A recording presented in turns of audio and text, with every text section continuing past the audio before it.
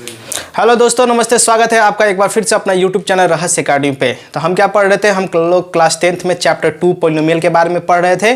और chapter 2 polynomial में हमने फैक्टर थ्योरम के बारे में पढ़ा था। अगर फैक्टर थ्योरम के बारे में आपने नहीं पढ़ा है तो आप क्या कर सकते हैं, मेरे प्लेलिस्ट पर जाके पढ़ सकते हैं। तो आज हम क्या पढ़ेंगे, आज हम क्या करेंगे, अगला लेक्चर के बारे में पढ़ेंगे, अगला टॉपिक के बारे में पढ़ेंगे जिसका नाम है क्या, रिमाइंडर थ्योरम।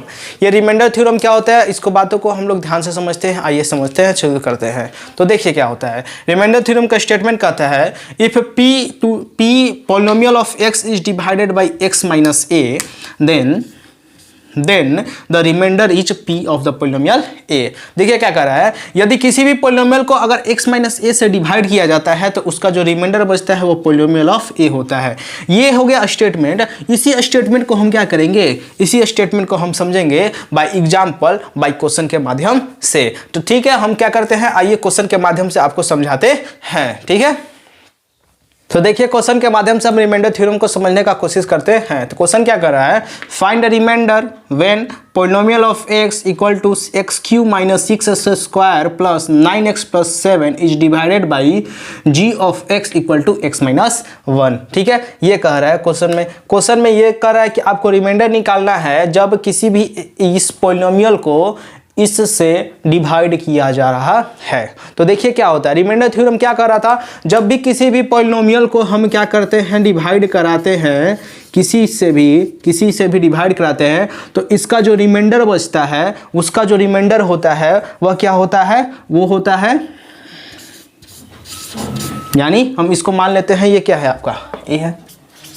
तो जब इसका ए होता है तो रिमाइंडर का यहाँ पे रिमाइंडर ऑफ क्या हो जाएगा, 1 हो जाएगा। ठीक है, ये कौन कहता है, ये कहता है बाय रिमाइंडर थ्योरम, बाय ये कहता है। तो अब रिमाइंडर का आपको ये क्या करना है, ये हो गया रिमाइंडर थ्योरम का बात।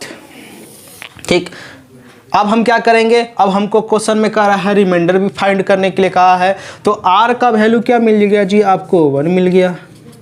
और आपका जो पोलिनोमियल था वो क्या था, x cube minus 6x square plus 9x plus 7। अब जहाँ जहाँ x है वहाँ क्या कर दीजिए, 1 को रख दीजिए। तो 1 का क्यू माइनस 6, 1 का स्क्वायर प्लस 9 मल्टीप्लाई 1 प्लस 7।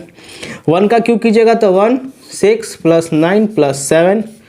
आप प्लस वाले को एक साथ रख देते हैं, 1 प्लस 9 प्लस 7 माइनस का 6, 9 और 1 10 और 10 और 7 कितना हो गया, 17। 17 माइनस कितना हो गया, यहाँ पे 6 हो गया। और आपको पता है 17 में से 6 गया, वो कितना बचेगा, ये बचेगा 11। तो यानी इसका जो रिमाइंडर हो जाएगा, फाइनली इसका जो रिमाइंडर हो जाएगा वो कितना हो जाएगा, 11 हो जाएगा। ठीक है, तो ये है, इस प्रकार का क्वेश्चन बनेगा। आपको अनेकों प्रकार के क्वेश्चन बनेंगे। इस पे एक जो बेसिक टाइप का क्वेश्चन बनता है जो हमेशा एग्जाम में पूछता है, वो हम आपको अगले लेक्चर में बताएंगे। अगले लेक्चर में सिर्फ वही सी क्वेश्चन के बारे में डिस्कस करेंगे। ठीक है, तो आशा करते हैं आपको ये वीडियो पसंद आया होगा। मेरे पढ़ाने का तरीका अगर आपको अच्छा लगा हो तो लाइक, शेयर एंड सब्सक्राइब कीजिए। Thank you.